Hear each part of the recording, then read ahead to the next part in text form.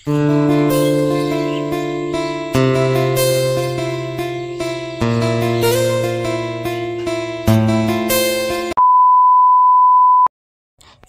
শিশিরে ভরে আছে মাঠ, আর এই যে মেঘলা ভরা কুয়াশার সকালটা খুব সুন্দর লাগছে। গ্রামের এই সুন্দর সুন্দর দৃশ্যগুলো দেখতে খুবই সুন্দর লাগে।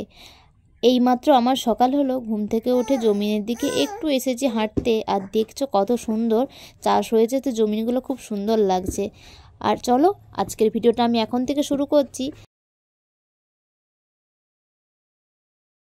আমি পুষ্পিতা, আমার পুষ্পিতা ভিলেজ ব্লগ চ্যানেলে সবাইকে ওয়েলকাম জানিয়ে শুরু করলাম আজকের ভিডিও। আশা করছি সকলেই ভালো আছো, সুস্থ আছো। আমি তো ভালোই আছি, সোনাবাবুও ভালো আছে। একদম সকাল সকাল সোনামা ব্রাশ করতে গিয়ে কলের কড়াই গিয়ে পড়ে গেছে, তো তারপরে সে কি কান্না। তো তারপরে এখন যাই হোক একটু ভালো আছে। আর দেখছো এখন আমি সবজি কাটতে বসে গেছি, সকাল সকাল ব্রাশ করে একদম ফ্রেশ হয়ে গেছি। আজ আর দেরি নয়, আজ সকাল সকাল সব রান্নাবান্না শুরু হয়ে গেছে। আর সব কিছু আয়োজনটা একটু তাড়াতাড়ি হচ্ছে, কারণ অনেক দিন পরে আজ আমি আমার ছেলেকে নিয়ে যাব বাপের বাড়ি। প্রায় একটা বছর পর ছেলেকে নিয়ে বাপের বাড়ি যাব, তার জন্য আমি খুবই খুশি, খুবই আনন্দের মধ্যে আছি। একদম কাল রাত্রির থেকে সব ব্যাগপত্র গুছিয়ে রেডি করে রেখেছি, জাস্ট ওরা এলেই আমি গাড়ির মধ্যে উঠে যাব। তো চলো আজকের ব্লগটা তোমরা দেখতে থাকো। প্রায় প্রত্যেক দিনের মতন আজকেও পুকুরে জাল ফেলা হচ্ছে, আর প্রত্যেকবারে আমার শ্বশুর মশাই জাল ফেলে, তো আজকে বড়দা ফেলছে। বড়দাও মাঝে মধ্যে জাল দেয় পুকুরে, কিন্তু রোজের মতো আজ আর মাছ উঠছিল না। প্রায় অনেকবার জাল ফেলার পর এই একটা মাছ উঠে এসেছে, তো এটা 3-4বার জাল ফেলতে এসেছে। এতবার কিন্তু জাল ফেলেছে ওঠেনি। অন্যান্য দিনগুলোতে 2-1বার জাল ফেললেই মাছ উঠে যায়। এতে কেউ আসলেই এরকম হয়, পুকুরে জাল ফেললে মাছ লাগে না। তো যাই হোক দেখছো এখন ছেলের জন্য রান্না করব। আর তার আগে এখানে দেখছো বাবা সব বাজার করে নিয়ে এসেছে। এই বাজারের জিনিসগুলো এখন আমি একটা বালতির মধ্যে রেখে দিচ্ছি। তো প্রত্যেকবারই মাসের শুরুতে আমার শ্বশুরমশাই সমস্ত বাজার করে নিয়ে চলে আসে, তো এবারেও এরকম হয়েছে। আর আমাদের ছেলের অন্নপ্রাশন হয়েছিল জানুয়ারি মাসের প্রায় সেই 1 জানুয়ারি আর 2 জানুয়ারিতে, আর আজ হচ্ছে ফেব্রুয়ারি মাস চলে এসছে, মানে পুরো পাক্কা অন্নপ্রাশনের 1 মাস পরে আমরা যাব আজ বাড়ি। তো দেখছো এখন সব গোছানো হয়ে গেছে, গোছানো হয়ে গেছে। সকাল থেকে তো স্নান হয়ে গেছিলো, তো এখন বাবুকেও স্নান করিয়ে দিয়েছে আমার শাশুড়ি মা। তো শাশুড়ি মা স্নানটা করিয়ে দিতে ওকে এখন খাইয়ে দেব। এই যে ওর জন্য আজকে রান্না করেছি এখানে লাল শাক আর হচ্ছে গাজর আলু, তো একটু পাতলা করে ওর জন্য ওটা রান্না করেছি, আর ওকে এখন খাইয়ে দিয়েছি। আর আমিও খেতে বসেছি। জাস্ট খেতে বসার পরে খেয়ে উঠতে না উঠতেই দেখছি আমার বাপের বাড়ির সবাই চলে এসেছে, আর ওদেরকে এখন বসতে দিয়েছি। তো চলো ওরা এখন এখানে বসুক, আর আমি এখন পুরো রেডি হয়ে নেব। তো আমার বাপের বাড়ি থেকে অনেকে এসেছে, আমার বাবা এসেছে, আর আমার জেঠিমা এসছে, তার সাথে আমার ভাই বোনেরা অনেকে এসেছে। তো আমি এখন পুরো রেডি হয়ে গেছি। কাল থেকে তো সব গুছিয়ে রেখেছিলাম, তাই আজকে রেডি হতে বেশি সময় লাগেনি, একদম তাড়াতাড়ি রেডি হয়ে বেরিয়ে গেছি। আর এই যে দেখছো এখন আমার বোন আমার বেটুকে নিয়ে আছে, আর আমি একদম সব ব্যাগপত্র একদম গাড়ির মধ্যে তুলে দিচ্ছি। ঠিক যখন থেকে আমার বাপের বাড়ির লোকজনেরা এসেছে তখন থেকে সোনামা খুব কান্নাকাটি শুরু করে দিয়েছে, আর ও বুঝতে পেরেছে ওর ভাইকে আজকে নিয়ে চলে যাব আমি, তো যেতে তো হবেই। আর তার সাথে সাথে সোনামা বলছে ও আমাদের সাথে যেতে চাইছে, কিন্তু ও তো খুব ছোট, তো তাই ওকে নিয়ে যাব না, ও আজকে বাড়িতেই থাকবে। আর দেখছো আমার ছেলেকেও রেডি করে নিয়ে চলে এসেছি, এখন ও নিয়ে আছে। আর আমার বেটু কিন্তু সবাইকে দেখে খুবই কান্নাকাটি করছে, কারণ এতদিন ধরে ও যাদেরকে দেখেছে আমার বাড়ির সবাইকে দেখেছে, কিন্তু আমার বাপের বাড়ির ওখানে কাউকেই ও চেনে না, তাই ওদেরকে দেখার পর ও খুবই কান্নাকাটি করছিল আর যেতে চাইছিল না। তো যাই হোক আমার বোনের কাছে একটু গেছে, তো ওকে এখন নিয়ে যাব দাদার কাছে প্রণাম করাতে, মানে আমাদের বাড়িতে যে কার্তিক ঠাকুর আছে তার কাছে ওকে প্রণাম করাবো। আর তার সাথে সাথে আমরা এখন বেরিয়ে যাব, তাই চলো ঠাকুর ঘরে ওকে আগে প্রণামটা করিয়ে নেই।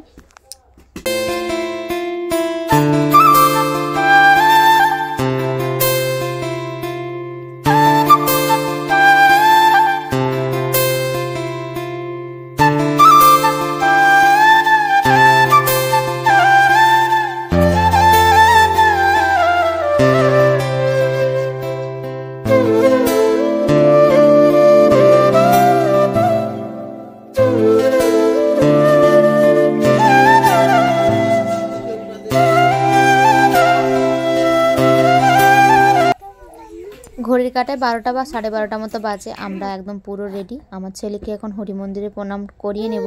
ঠাকুর ঘরে প্রণাম সেরে ফেলেছে, এখন হরি মন্দিরে প্রণাম করিয়ে ওকে এখন টিপ দিয়ে দিলাম। আর আমরা এখন বেরিয়ে যাব ওর মামা বাড়ির উদ্দেশ্যে, কারণ আমার বাপের বাড়ি হচ্ছে অনেকটাই দূরে আমার বাড়ি থেকে। তো দেখতে পাচ্ছ সবাই এখন দাঁড়িয়ে আছি, আমরা এখন চলে যাব। তো আমার ছেলেকে একটু আমার শাশুড়িমার কাছে দিলাম, তো আমার শাশুড়িমা একটু নিয়ে ওকে প্রণাম করিয়ে দিচ্ছে।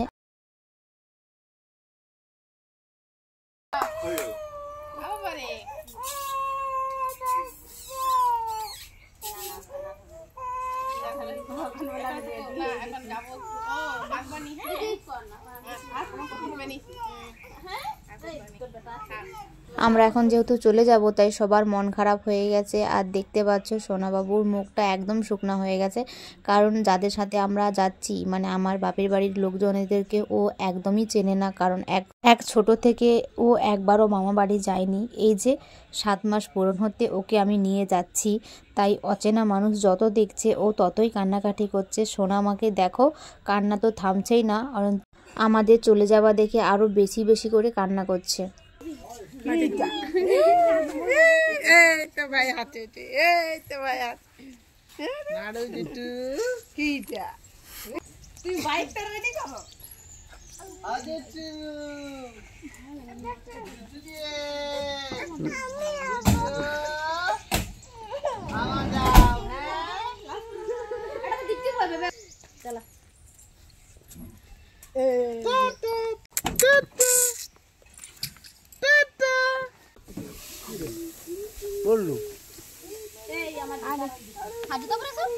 তো চলো এখন গাড়ি স্টার্ট দেবে আর ঠাকুরের নাম করে এখন যাচ্ছি বাপের বাড়ি। দেখছো চারপাশে একদম ধান জমিন, চাষ করা হয়ে গেছে সব ধান জমিনই। তো চলো আজকের ব্লগটা তোমরা দেখতে থাকো, আশা করছি আজকের ব্লগটা তোমাদের ভালো লাগবে।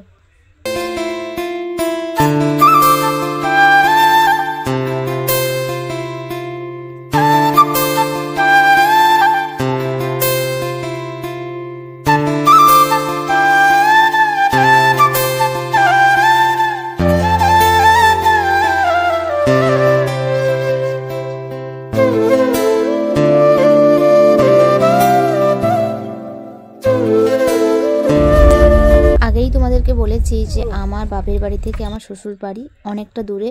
তো সব রাস্তাঘাট পেরিয়ে আমাদের কেশিয়ারি বাজারের উপর দিয়ে হয়ে আমরা চলে আসলাম আমাদের গ্রামের রাস্তা দিয়ে, একদম আমাদের বাড়ির সামনে। তো বাজারগুলো তো পেরিয়ে চলে এসেছি। এই যে দেখছো দূরে ওই যে বাড়িটা দেখা যাচ্ছে, ওইটাই হচ্ছে আমাদের বাড়ি। অনেকদিন পর এসে আমি তো খুবই খুশি। আর এক্ষুনি পৌঁছে গেলাম, প্রায় 2 ঘন্টা মতো লেগেছে আসতে। আর এখন প্রায় 2:30 মতো বাজতে যায়, ঠিক তখনই আমরা এসে এখানে আমাদের বাড়িতে কাছে পৌঁছে গেছি।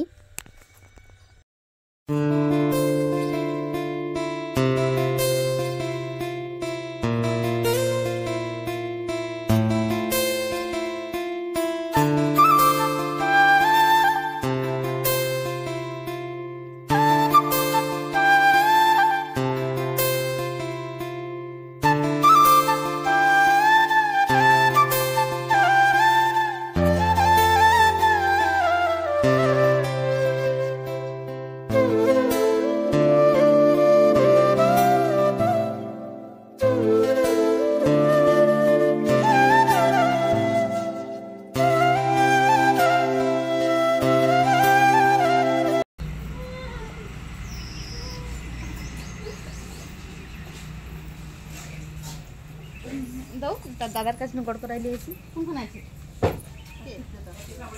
আসো মামু দাদাকে গড় করে আসি। তো এখন এসেছি বৌদির ছেলের কাছে, মানে হচ্ছে কার্তিক ছেলে।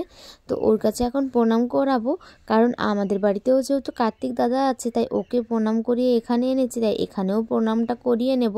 দেখতে পাচ্ছ এই যে এটা হচ্ছে বৌদির রুম, বৌদির রুমে কিন্তু বৌদির ছেলে আছে।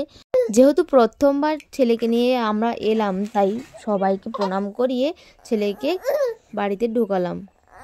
তো বৌদির বিয়ের পর আমি এই প্রথমবার বাপের বাড়িতে এলাম। এতদিন আমি আসিনি, কারণ আমি প্রেগনেন্ট ছিলাম।